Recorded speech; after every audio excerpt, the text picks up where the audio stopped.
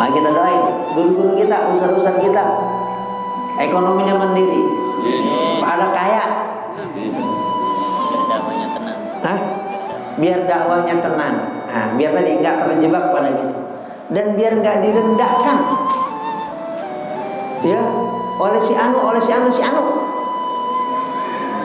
Khususnya para pejabat. Saya sebut aja dah, biar nonton.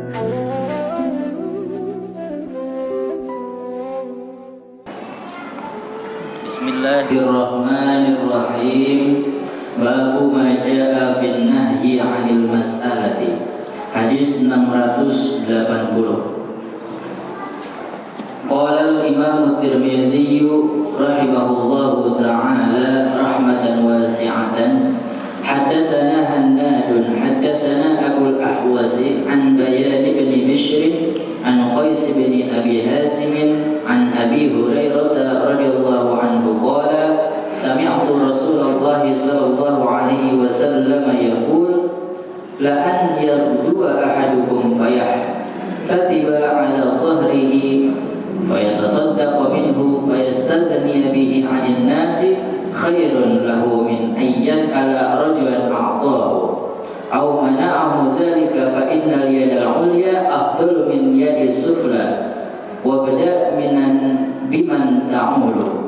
Qala wa fil babi an Hakim ibn Hizam wa Abi Sa'id al-Khudri wa Zubair ibn Awwam wa Atiyah as-Sa'di wa Abdullah ibn Mas'ud wa Mas'ud ibn Amr wa ibn Abbas wa Sauban wa Ziyad ibn Haris as-Sudai wa Anas ibn Hubsi ibn Junadah wa Qabisah ibn Mukhariq wa Samurah wa ibn Umar.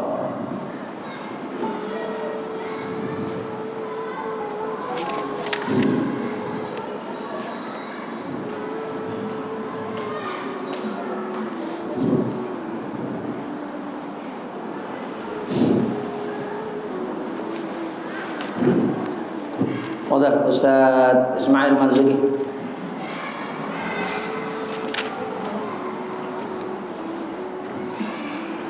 Bismillahirrahmanirrahim. Qala al-musannif rahimahullahu ta'ala rahmatan wasi'atan qawluhu ala jahri muta'alliqun bi muqaddarin wa halun muqaddaratun ay hamilan ala jahrihi ay muqaddaran hamluhu ala jahrihi wa qawluhu bayatasaddaqu minhu wa yastaghniya bihi ay ma yalhaquhu min mashaqqatil wudu'i wal ikhtitabi wat tasadduqi wal istighna'i bihi khairun min dhulli as-su'ali qalahu Abu Tayyib as-Sindi. Qawluhu fa innal yadal ulya khairun minal yadis sufla al-yadul ulya hiyal munbiqa was sufla hiyas sa'ila. Fa fi sahihaini an Ibnu Umar radhiyallahu anhu anna Rasulullah sallallahu alaihi wasallam qala wa huwa 'alal minbar wa dzakara as-sadaqata wat ta'aqquba wal mas'alata al-yadul ulya khairun minal yadis sufla fal yadul ulya hiyal munbiqa was sufla hiyas sa'ila. Wa qawluhu waqta biman ta'ulu khitabun lil munbiqin ay ibda bil ittifaqi biman tumawwin wa yaljamuka nafaqatuhu min ayalika fa in fadala syai'un fa li ghairihi. Bismillahirrahmanirrahim. Babu ma jaa fin nahyi 'anil mas'alati. Bab terkait tentang larangan dari Rasulullah SAW bagi seorang muslim pantang meminta-minta. Jadi secara tersirat sabda Rasulullah SAW ini adalah dorongan, motivasi agar setiap muslim itu mandiri. Nah, ini penting.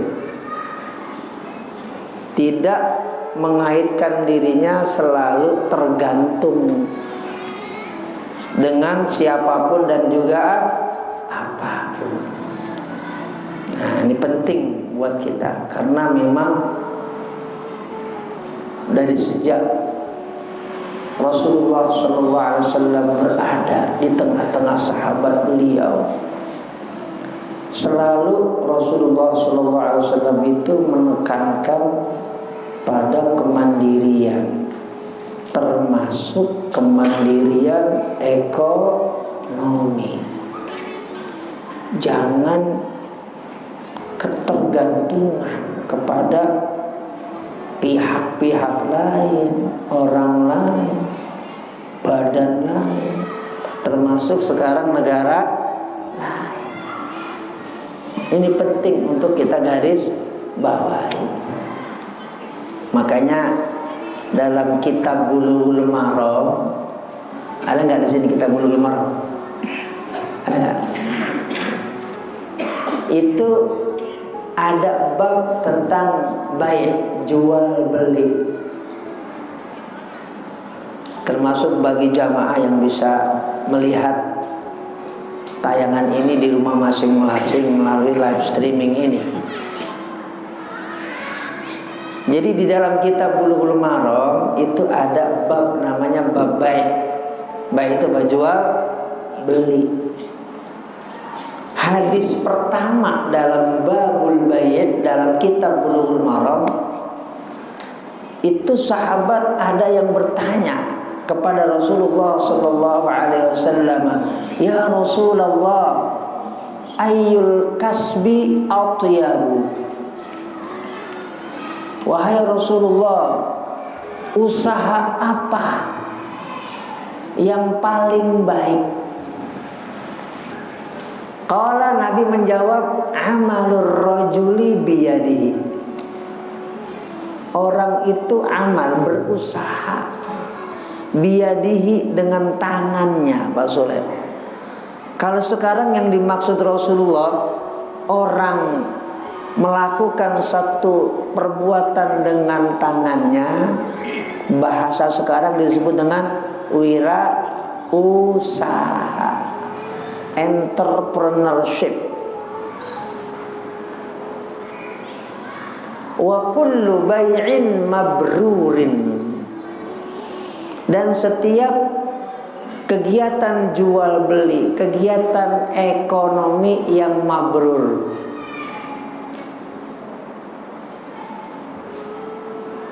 Di hadis kata mabrur cuman ada dua. Pertama terkait dengan haji di hadis. Al-hajjul mabrur laisa lahu jazaa'un illal jannah. Haji yang mabrur, yang pantas Allah berikan untuk orang yang Allah berikan haji mabrur, itu adalah surga. Itu ucapan Nabi, ada itu kalimat mabrur. Itu riwayat Imam Bukhari. Satu lagi kata mabrur itu ada dalam tatanan ekonomi. Amalur rajuli biyadihi wa kullu bai'in mabrurin. Mabrur itu artinya apa sih? Puncak kebaikan. Makanya untuk haji enggak disebut al-hajju al-khairu, enggak. Kenapa? Rasulullah ingin memberikan tentang puncak kebaikan. Nah, karena haji itu rukun Islam yang kelima, puncak dari rukun Islam, maka orang yang hajinya ada di puncak kebaikan disebut mabrur. Orang yang dalam kegiatan kesehariannya bergelut dalam bidang ekonomi, dan ketika dia bergelut dalam bidang ekonomi itu berwirausaha, mandiri, dan dilakukan dengan cara yang baik. Kalau dagang dia misalnya nggak mengurangi timbangan, jujur, tidak berbohong, berarti ada di puncak kebaikan dia. Makanya disebut oleh Rasulullah SAW, wa kullu bai'in mabrurin. Ini perlu wajib dicamkan oleh umat Islam. Jangan tergantung, apalagi bahasa kasarnya, jadi budak itu bahasa kasarnya. Sampai kapan tuh orang Islam tergantung dengan orang lain? Ayo, ya, ini bentar lagi Maulid. Jadiin Maulid itu bagaimana kita bangkit, termasuk bangkit dalam bidang ekonomi. Harus itu, kudu itu, wajib itu. Besok yang punya perusahaan tuh Ustaz Ismail Marzuki. Yang punya pabrik mobil itu ya Dedi. Itu mindset ini perlu dirubah kita, pola pikir. Baca hadis dulu. An Abi Hurairah radhiyallahu anhu, dari sahabat Abi Hurairah radhiyallahu anhu qala, beliau meriwayatkan, sami'tu, aku mendengar Rasulullah sallallahu alaihi wasallam yaqul, Rasulullah sallallahu alaihi wasallam bersabda, la an yaghdu ahadukum, sungguh jika kalian itu yaghdu, berangkat di pagi hari. Maka di dalam syarah hadis Sunan Tirmidzi ini, dalam kitab Tuhfatul Ahwadhi, diberikan penjelasan di dalam kitab Tuhfatul Ahwadhi, yang kedua itu artinya as-sayru fi awwalin nahar, orang berangkat di awal siang, namanya yang kedua, pagi-pagi. Kalau udah kesiangan, kata bahasa kita, entar dipatok ayam. Karena ada hadis Rasulullah sallallahu alaihi wasallam, burika li ummati fi bukuriha, diberikan berkah umatku itu ketika aktivitas itu dilakukan fi bukuriha, di awal paginya. Bukur awal pagi, kalau udah keluar namanya sobah. Ya, matahari udah keluar tuh, namanya sobahun. Kalau di awal pagi namanya bukurun. Jadi Nabi memberikan sabda, burika li ummati fi bukuriha, umatku diberikan keberkahan kalau aktivitasnya dilakukan di awal pagi. La an yaghdu ahadukum, sungguh jika salah seorang kalian melakukan aktivitas di awal paginya, fayahtatiba, lalu dia memanggul kayu bakar, nyari kayu di kebun, di hutan. Kemudian ketika dia udah dapat itu di awal pagi masih gelap, dia panggul itu kayu bakarnya ala dhahrihi, di atas punggungnya. Kemudian hasil dari jerih payah dia mengumpulkan kayu bakar yang dia letakkan di pundaknya, di punggungnya, fayatasaddaqu bihi, dia bersedekah dengan hasil dari kayu bakar tadi. Satu, enggak cuma dia nikmati untuk dirinya sendiri, wa yastaghni bihi 'anil nasi, dan dengan kayu bakar tadi, jerih payahnya dia kumpulkan, dia jual, bahkan dia sedekahkan, dan hasilnya dia niat agar dia bisa berdikari, tidak bergantung kepada manusia lain, orang lain, pihak lain. Itu maksudnya wa yastaghni bihi 'anil nas. Dia mandiri untuk tidak bergantung kepada orang lain. Nabi bilang karakter ini, sifat ini, sikap ini khairun lahu, lebih baik bagi dia min an yas'ala rajulan, dibandingkan kalau dia minta-minta kepada orang lain. Badan masih gagah, fisik masih kuat, kenapa harus minta-minta? Itu bukan akhlak Islam, bukan norma Islam. Umat Islam jangan begitu. harus membanting tulang. Umat Islam harus menyingsingkan lengan badan, mandiri.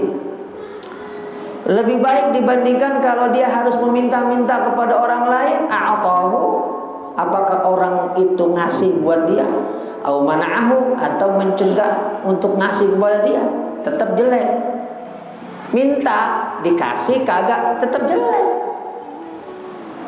Nggak dikasih, kan kalau kita bahasa nggak dikasih kesian. Tapi Islam memberikan poinnya itu minus buat orang yang minta-minta padahal punya kekuatan, punya fisik, punya stamina. Nah, ini Islam. Fa innal yadal ulya, karena sesungguhnya tangan di atas, khairun, itu lebih baik, minal yadis sufla, dibandingkan tangan yang di bawah. Barusan sudah dibaca oleh Ustaz Ismail Marzuki, dijelaskan di dalam kitab Syarah Sunan Tirmidzi, yaitu Tuhfatul Ahwadhi. Al-yadul ulya hiyal munfiqatu. Yang dimaksud oleh Rasulullah tangan di atas itu adalah tangan yang memberi.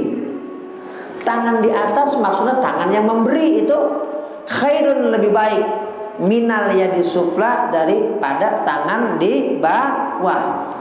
Yang dimaksud tangan di bawah adalah wasufla hiyasailatu, tangan yang suka minta-minta. Maksudnya rendah, hina. Nah, mudah-mudahan kita semuanya diberikan rasa untuk berdikari oleh Allah Subhanahu wa ta'ala. Fafis sahihaini, tadi dibaca lagi oleh Ustaz Ismail di kitab Syarah ini. Fafis sahihaini, dan di dalam dua kitab sahih, maksudnya Sahih Bukhari dan Sahih Muslim. An Ibni Umar radhiyallahu anhuma, dari sahabat Abdullah bin Umar radhiyallahu anhuma, anna Rasulullah sallallahu alaihi wasallam qala, bahwasanya Rasulullah sallallahu alaihi wasallam bersabda, wa huwa 'alal mimbari, saat itu Rasulullah sedang berada di atas mimbar. Wa dzakara as-shadaqata, ketika Nabi berkhutbah di atas mimbar, Nabi menyebutkan sedekah. Orang itu mesti bersedekah. Wa ta'affufa, Nabi juga menyebutkan ta'affuf. Ta'affuf itu orang punya harga diri, kagak minta, namanya iffah. Kagak minta-minta itu namanya iffah. Makanya kita dianjurkan, didorong, disuruh, diperintahkan oleh Rasulullah sallallahu alaihi wasallam untuk berdoa. Di antara doa yang diajari nama Nabi, Allahumma inni as'alukal huda wat tuqa wal afafah wal ghina. Ya Allah, aku minta kepada Engkau al-huda, bimbingan, wat-tuqa, dan ketakwaan, wal afafah, punya kemandirian, wal ghina, dan kecukupan. Ghina juga bisa diartikan kekayaan. Makanya orang kaya disebut ghani. Kita disuruh kaya sama Allah, sama Rasulullah pastinya. Kalau sama Allah ya pasti. Makanya ayat paling panjang di Quran bukan zikir, bukan sholat, bukan puasa, bukan haji. Ayat paling panjang di Quran itu ayat terkait aspek ekonomi. Perintah umat Islam kudu kaya. Ustaz Abdullah punya uang 10 triliun gitu. Amin ya rabbal alamin. Ya.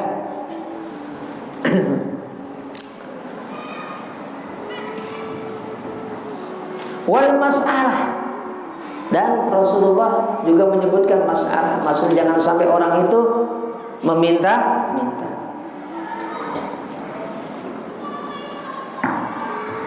Wabda biman ta'ulu, dan ketika kita memberi, harta kita itu kepada siapa? Skala prioritas kita. Nabi memberikan arahan, wabda, mulai. Artinya pertama orang yang kita berikan dari harta kita siapa? Biman orang ta'ulu, di mana engkau wajib untuk memberikan nafkah. Siapa itu? Anak. Siapa itu? Istri. Siapa itu? Orang tua. Itu yang dimaksud dengan wabda biman ta'ulu. Maksudnya tadi udah dibaca oleh Ustaz Ismail, ibda fil infaqi biman tumawwinu wa yalzamuka nafaqatuhu min iyalika. Engkau pertama mengeluarkan hartamu kepada orang yang memang yalzamuka, kamu punya kewajiban nafaqatuhu, untuk memberikan nafkah, min iyalika, dari keluargamu, anak, bini, orang tua. Jangan mau orang tua pelit, sama temen traktir mulu. Maksudnya apa ini? Sama bini pelit, duit diumpetin, nggak boleh. Bini susah, yang lain seneng. Anak susah, yang lain seneng. Anak ditelantarin, orang tua ditelantarin, orang lain kita hambur-hamburkan. Gak boleh, haram bersifat begitu. Gak boleh. Fa'in fadula syai'un, kalau ada kelebihan dari harta kita, anak udah, bini udah, orang tua dah, fali ghairihim, maka untuk selain mereka boleh. Traktir dah Ustaz Khalil, ya, ayam bakar di mana kek? Gitu. Agung traktir Ustaz Salam, Pak Guru Narim. Nah, gitu. Jadi skala prioritas ini ditekankan oleh baginda Nabi Muhammad sallallahu alaihi wasallam. Ini yang dimaksud dari beliau, wabda biman ta'awun. Pertama, berikan hartamu bagi orang yang kau punya kewajiban untuk memberi nafkah kepada mereka. Wa fil babi, dan terkait dengan bab dalam hadis ini ada juga riwayat an Hakim ibn Hizam, dari sahabat Rasulullah sallallahu alaihi wasallam yang bernama Hakim bin Hizam. Ada sahabat Rasulullah sallallahu alaihi wasallam namanya siapa? Hakim bin Hizam. Hakim bin Hizam ini keponakan dari istri baginda Nabi Muhammad sallallahu alaihi wasallam, yaitu Sayyidah Khadijah binti Khuwailid. Ini nih, sahabat Hakim bin Hizam, keponakan Sayyidah Khadijah binti Khuwailid. Karena Hakim bin Hizam itu kakeknya juga Khuwailid, jadi Hakim bin Hizam bin Khuwailid. Hakim bin Hizam bin Khuwailid. Rasulullah, istri beliau Sayyidah Khadijah binti Khuwailid. Nah, jadi ini keponakan langsung dari Sayyidah Khadijah binti Khuwailid. Dan Hakim bin Hizam itu sedikit sahabat yang berusia panjang.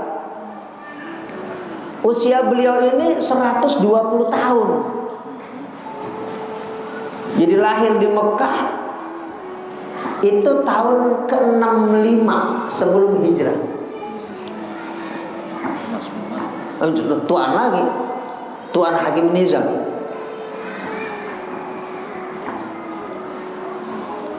Wafatnya tahun 54 Hijriah.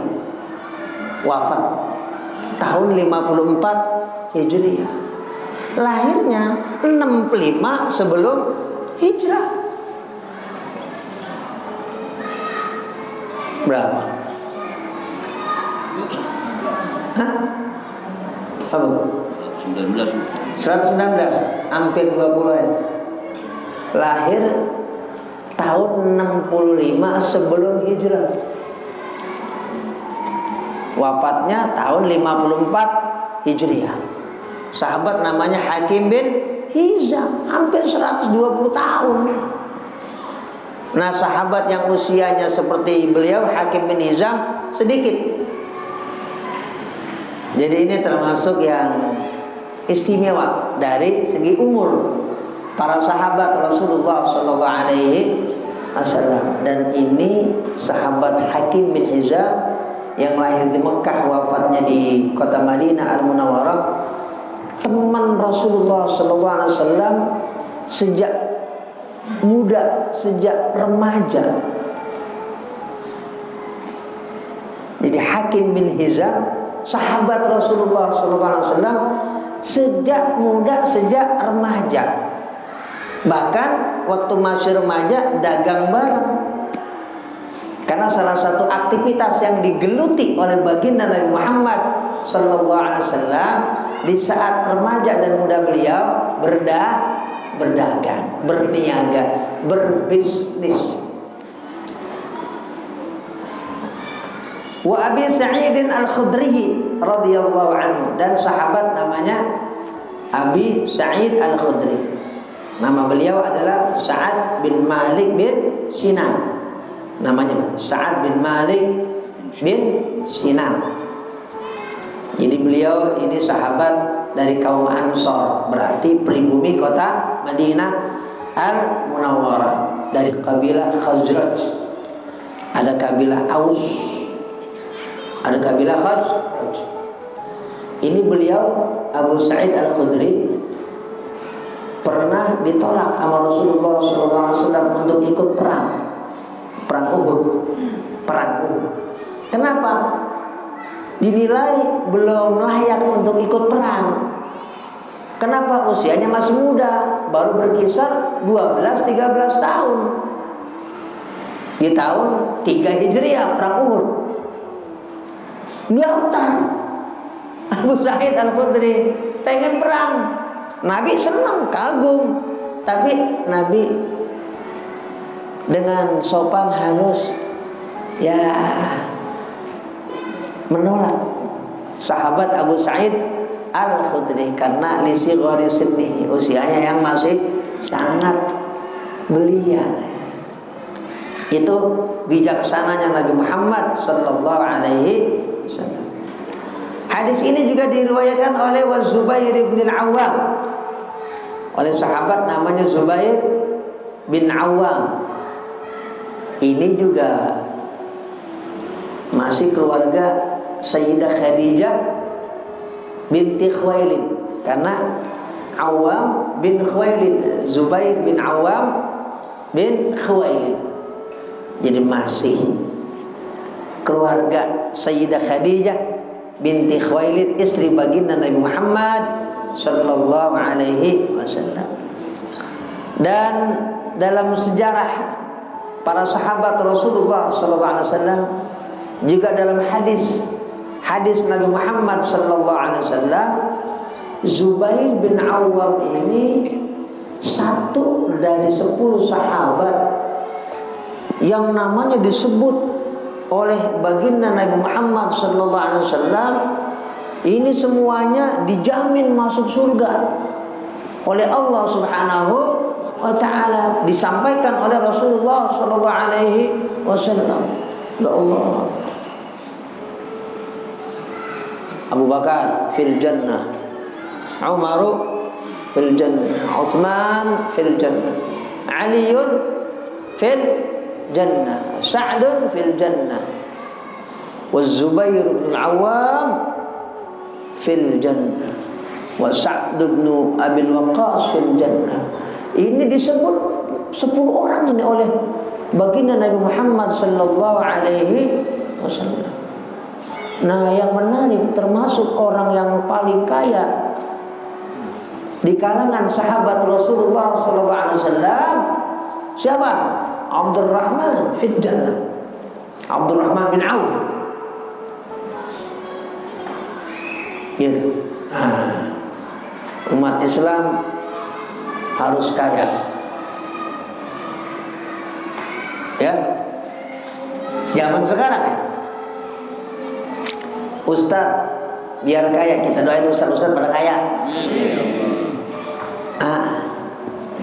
Biar mandiri. Karena sekarang tahun politik. Ini saya nasihat buat murid-murid saya yang ustaz. Kadang-kadang baru dibeliin sarung BHS aja. Kok ya Allah, jangan ya, baru dikasih uang 300.000, Masya Allah, harga diri habis. Jangan. Diterima atau nggak diterima ya itu terserah Ustaz Ismail, Ustaz Abdullah, Ustaz Khalid, Ustaz Salam, Ustaz Arusad, banyak ustaz-ustaz di sini.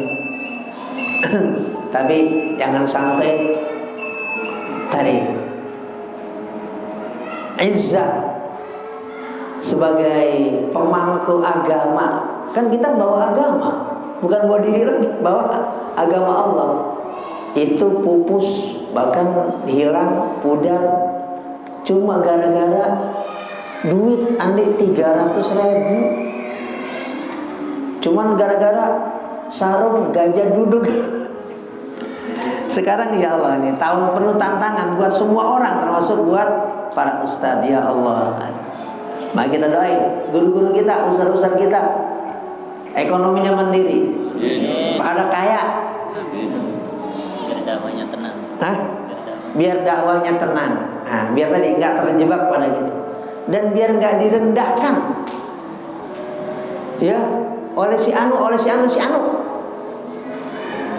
Khususnya para pejabat, saya sebut aja dah, biar nonton tuh di live streaming.